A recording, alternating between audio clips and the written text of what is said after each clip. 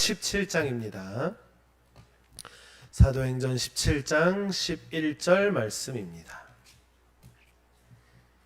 사도행전 17장 11절 말씀.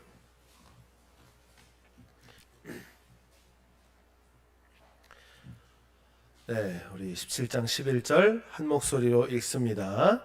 베레아에 있는 사람들은 데살로니가에 있는 사람들보다 더 너그러워서 간절한 마음으로 말씀을 받고 이것이 그러한가 하여 날마다 성경을 상고함으로. 아멘. 우리가 믿음의 열매를 맺기 위한 농사를 짓고 있고, 그러기 위해서 우리가 준비해야 될 것이 좋은 땅이 필요하다라는 겁니다. 그래서 우리가 농사를 지을 때로 이야기하면 좋은 땅은 언제부터 준비하나요? 농사를 짓기 바로 전에 하지 않죠. 농사를 짓기 그래도 얼마 정도 전에 땅을 거름을 주고 땅을 갈아놓고, 또 저 같은 초보 농사꾼들은 유튜브나 이런 거 보고 농사 공부하거든요. 심을 때 이렇게 보거든요. 그러면 하는 말이 거름을 주고 땅을 갈아놓고 이렇게 좀 며칠 뒀다가 해야 된대요. 거름이 독해서 아무튼 여러 가지 방법들이 있더라고요. 근데 여러 농사의 방법들이 있고 좋은 씨가 있다고 하더라도 일단 우리가 믿음의 열매를 맺는데 가장 좋은 씨앗이 하나님의 열매인 것을 알고 있고, 또 그 파종의 도구가 우리의 입술이라는 것도 알고 있고, 그 열매가 떨어져서, 그 씨가 떨어져서 열매를 맺기에 좋은 땅을 우리가 준비해야 되는데, 그 좋은 땅의 첫 번째가 지난주에 이야기했던 갈급한 심령이 우리에게 필요하다라는 것이죠. 그래서 마태복음 5장 3절의 말씀을 갖고 이야기를 나누었습니다. 심령이 가난한 자는 복이 있나니, 여기서 심령이 가난하다라는 말을 영어 성경으로 읽을 때는 네가 밧줄 끝에 달려있을 때 너는 축복을 받는 거다라고 성경은 기록했습니다. 그러니까 간절한 마음, 하나님의 말씀 앞에 간절함이 있어야 된다라는 겁니다. 그냥 오늘 주일이니까 한번 듣고 축석 한번 부르고 집에 가는 그런 하나님의 말씀이나, 아니면 그냥 텔레비를 틀면 나오는 하나님의 말씀 그냥 내가 듣는 거야가 아니라, 한 번에 하나님의 말씀을 듣고 한 번에 예배를 드려도 그 예배 가운데 갈급한 심령으로 하나님께 나와야 된다라는 것을 지난주에 함께 이야기를 했었습니다. 그래서 어느 정도로 갈급하고, 그 갈급함에 히브리서는 뭐라고 그러냐면 믿음은 바라는 것들의 실상이다라고 그랬습니다. 그러니까 믿음은 그냥 내 머릿속으로 만들어낸 허상이 아니고, 또 믿음은 내가 간절히 바라는 것, 우리가 연초를 시작할 때 소망합니다, 기대합니다라는 건 다른 거예요. 나는 이게 내 소원이에요. 우리의 소원은 뭐예요?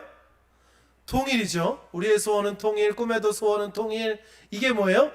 통일이 됐으면 좋겠다 라고 이야기하죠. 근데 믿음은 여기서 한 단계 더 나가서 어떻게 되냐면, 통일은 뭐라고 해야 돼요? 됐다라고 이야기하는 거예요. 그러니까 내가 믿음으로 고백한다는 건, 조금 더 지난주를 이어서 깊이 말씀드리면, 믿음은 될 거야가 아니에요. 됐다예요. 그러니까 제가 몸이 편찮으신 분들께 가서 기도하고 안수기도 할 때 하나님 낫게 해주세요라고 기도하지 않아요. 나을 것을 믿습니다 하고 기도해요. 나았음을 선포합니다라고 기도해요. 왜 그럴까요? 기도는 간절히 바라는 것을 어떤 절대적인 신에게 이야기하는 게 아니에요. 특히나 다른 여러 가지 신들, 그런 무속신앙에서는 비나이다 어디에 빌어요?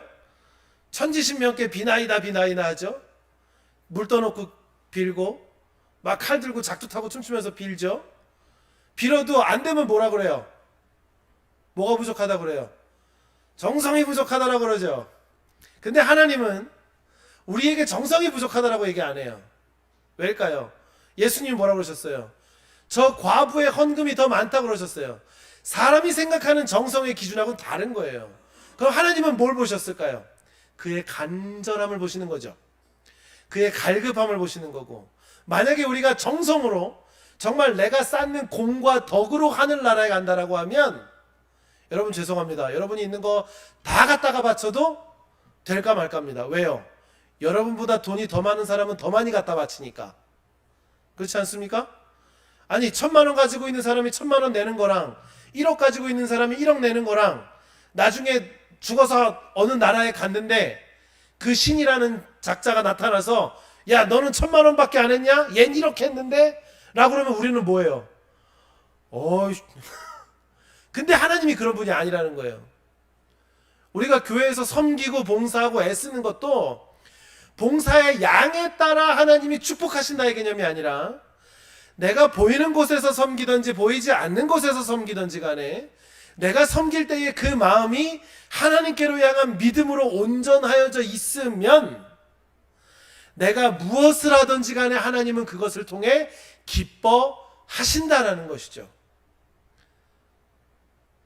여기서 아멘이 없으면 문제가 있는 겁니다. 네. 여러분, 저는 면죄부를 팔지 않아요. 권사님, 하늘나라 가고 싶으시지? 갖고 있는 땅 교회에다 내놔. 그럼 하늘나라 갈 수 있어. 그러면 죽일 놈이 되는 거예요. 근데 하나님은 그게 아니에요. 내가 평생을 수고하고 하나님께 봉사하고 헌신하고 지금 내가 할 수 있는 게 없어 하나님께 눈물 흘릴 때 그 마음 가운데 있는 애통함을 하나님이 보시는 거예요. 누구는 앞에 나가서서 뭔가를 거창하게 하는 것 같고 나는 아무것도 못한다? 그런 눈에 보이는 걸 했기 때문에 하나님이 천국의 문지기로 세우시는 게 아니에요. 내가 찬양을 잘하던 못하던, 내가 목소리가 좋던 안 좋던, 내가 눈이 침침하던, 무릎에 연골이 1%가 남았던 2%가 남았던, 내가 하나님께로 향한 그 갈급함으로 말씀 가운데 하나님을 섬기는 자리에 나아갈 때 여러분의 그 삶 자체가 좋은 땅이 되는 거예요. 그럼 그 좋은 땅에 하나님의 말씀이 심기는 거죠. 자, 오늘은 두 번째가 뭐냐면 태도예요. 태도. 자, 우리가 어렸을 때 교회 다니면서 많이 배웠던 태도가 두 가지가 있습니다. 교회에서 기도할 때 어떻게 해야 돼요? 무릎 꿇고 두 손 모으고 눈 감으세요 하는 태도를 배웠습니다. 저는 배웠어요. 근데 표현이 좀 그렇지만 귀신 같게도 우리 어머니는 제가 기도 시간에 눈을 뜨는지 손을 안 모으는지 무릎을 꿇는지 안 꿇는지를 어떻게 하시나 모르겠어요. 자, 또 하나의 태도는 예배 시간에는 졸면 안 된다라는 걸 배웠습니다. 자, 우리가 신앙생활을 함에 있어서 말씀 앞에 우리의 태도는 어떻게 해야 될까요? 왜 학생들이 학교 가면 공부할 때 어떻게 앉으라고 그래요? 똑바르게 앉아서 선생님을 보라고 얘기하죠. 딴짓하지 말라고 얘기합니다.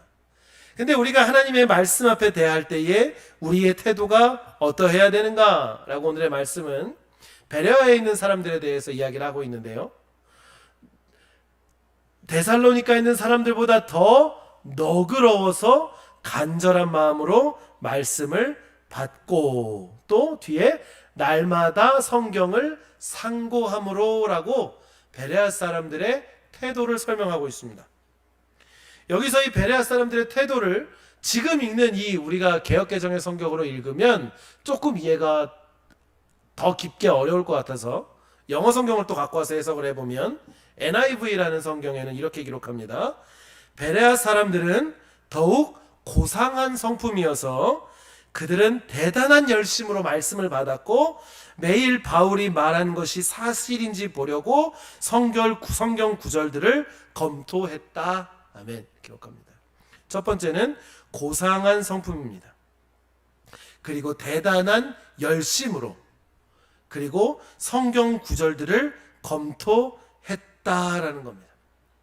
우리가 하나님의 말씀을 듣는다는 건 그냥 앞에 서 있는 강단에 세우신 목회자의 설교를 듣는 게 아닙니다. 거기에만 국한되어 있는 게 아닙니다. 내가 말씀을 듣는다는 건 내 마음을 가지고 열정적으로 말씀을 붙잡는 태도, 매일매일 말씀을 상고하는 그 태도를 가지고 말씀 앞에 나아가는 거예요. 그러니까 말씀이 궁금하면 이게 뭔 뜻인지라고 궁금하면 기도하고 찾아보는 거예요. 근데 요즘에 잘 찾아보셔야 돼요. 요즘에 신천지도 엄청 많아요. 어머니 하나님도 엄청 많아요. 네. 그럼 모를 때 어떻게 해요? 목회자한테 물어볼 수도 있죠. 근데 어떤 분들은 그런 분들이 있어요. 자기가 알고 있는 성경 지식에 사로잡혀서 목회자가 이야기하는 그런 뭐 주석이나 이런 것들에 대해서 에이 목사님이 뭘 모르고 하는 얘기야 라고 할 수 있어요. 근데 그럴 때 필요한 마음이 부드러운 마음이에요. 우리에게. 그럼 생각해 보세요. 내가 알고 있는데 뭐하러 물어봐요? 그럴 수 있잖아요.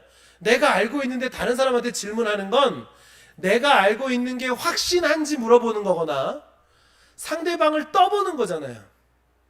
그 쉬운 말이 뭐예요? 그거 그렇게 한다고 돼? 라는 거죠. 그거 그렇게 하면 돼? 라고 물어보는 건 정말 그렇게 하면 되는 거야? 가 아니라 그 이면에는 야, 그거 그렇게 한다고 되겠냐?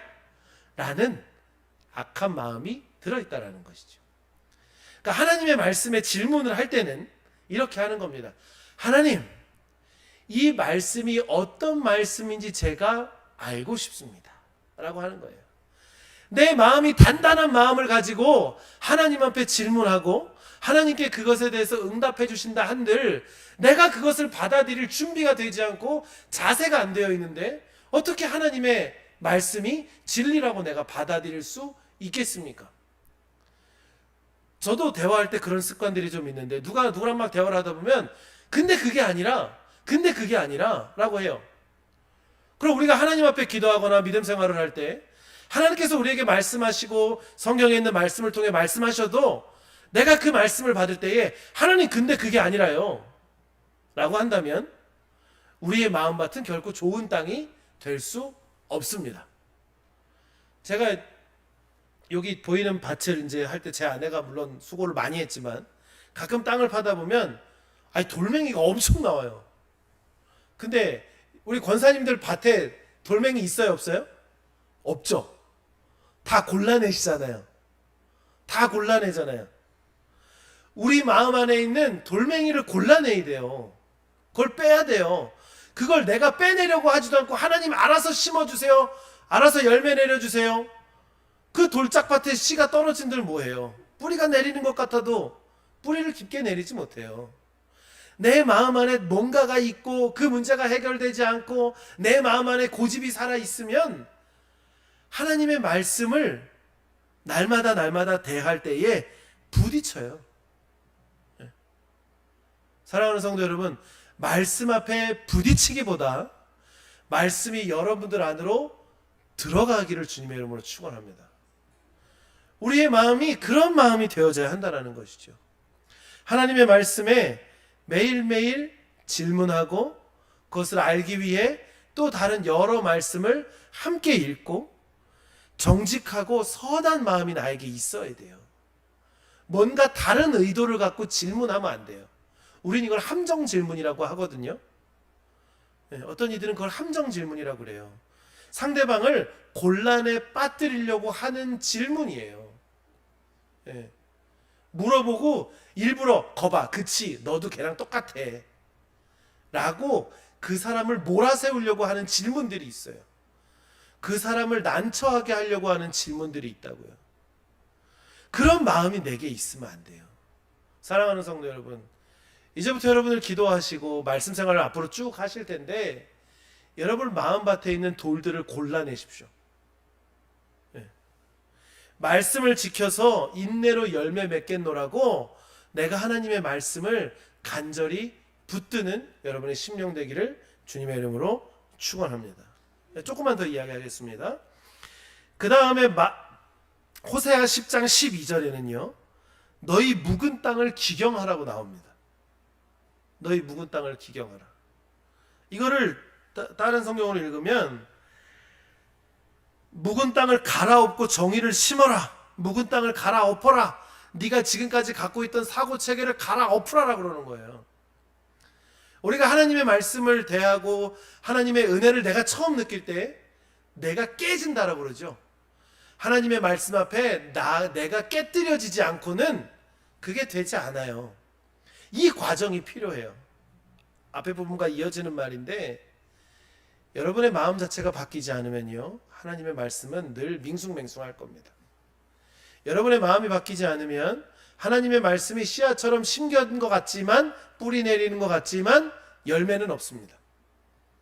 가끔 이렇게 보면 제일 마음 아픈 게 뭐냐면 저도 평생을 살아가면서 해야 할 숙제 중에 하나이지만 하나님의 은혜의 열매가 내 삶 가운데 맺히지 못하는 분들을 많이 봐요. 신앙생활 오래 했거든요. 기도도 맨날 하신다고 하거든요. 예배도 잘 나오시고 헌금 생활도 열심히 하시고 섬김도 잘 하신다고 하셔요. 근데 그분의 삶을 보면 은혜의 열매가 없어요. 근데 대부분 어떤 분들이냐면 교회와 교회 밖의 생활이 달라요. 교회에서는 정말 천사가 따로 없어. 근데 집에 가면 대체 그 천사의 날개는 언제 시꺼매졌는지 모르겠고, 우리가 영화에서 보던 천사 머리 위에 동그란 게 언제 뿔로 변했는지 모르겠는 사람들을 엄청 많이 사는 거예요. 그건 뭘까요? 내가 살아있어요. 아직 내가 살아있어요. 사도 바울처럼 내가 십자가에 못 박힌 게 아니라, 나를 내려놓은 게 아니라 하나님께 나올 때는 집에다 놓고 왔다가요, 하나님 만나고 딱 집에 가면 다시 그것을 주워 챙겨 입는 거예요. 저희 자녀들에게 옷을 사주려고 할 때 그럽니다. 야, 이 옷 이제 좀 많이 망가지고 해져서 다른 옷 입자. 엄마가 옷 새로 사줄게. 근데도 꼭 그 옷만 챙겨 입는 사람들 있죠. 네. 남자들은 그런다고 그래요. 이 뉴스 기사를 보니까 남자들은 옷을 사줘도 꼭, 죄송합니다, 쥐가 입던 것만 입는다는 거예요. 안 입어요. 왜 그럴까요? 내 몸에 맞으니까, 편하니까. 근데 그게 우리의 삶을 가져와 보면 뭐예요? 죄는 짓기 편해요. 나쁜 말은 하기 편해요. 내가 살던 대로 사는 게 편해요. 근데 교회에서는 맨날 편해요가 아니라 변해요라고 그래요. 편하게 살아라가 아니라 변해라고 그래요. 변하라고 그래요. 그러니까 맨날 부딪히죠. 갈아엎긴 뭘 갈아엎어. 예배 드렸으면 됐지. 그 삶을 살아서는 여러분 기쁨이 없습니다. 신앙생활이요, 허송세월 경우도 많습니다. 여러분 달려갈 길, 그 길 끝까지 달려가십시오. 최선을 다해 달려가십시오. 그리고 매일매일 여러분의 삶을, 이 전라도에 가면 그런 말 쓰는데요, 로타리 쳐야 됩니다. 갈아엎어야 되는 겁니다.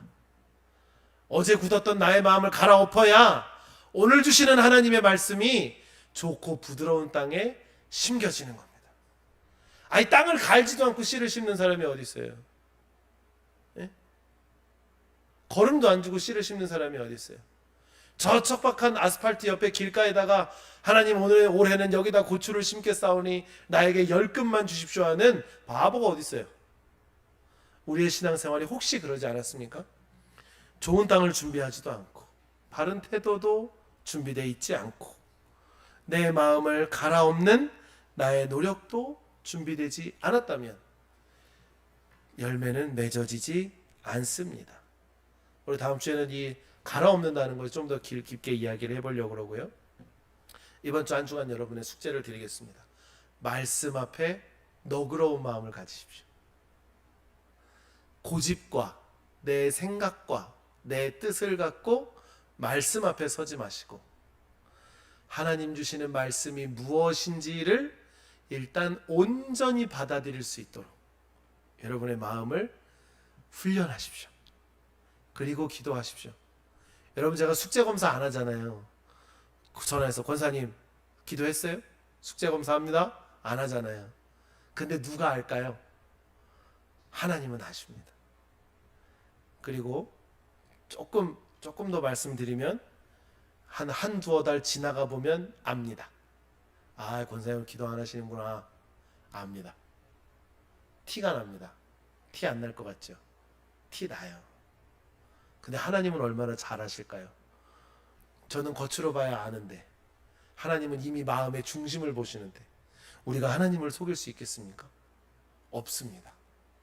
이번 한 주간 여러분의 삶의 태도가, 신앙의 태도가 베레아 사람들처럼 그런 태도로 날마다 말씀 가운데 열심으로 하나님의 뜻을 묻고 그 뜻 가운데 인내하며 열매 맺는 삶을 사시기를 주님의 이름으로 축원합니다. 찬송가 204장 찬양합니다.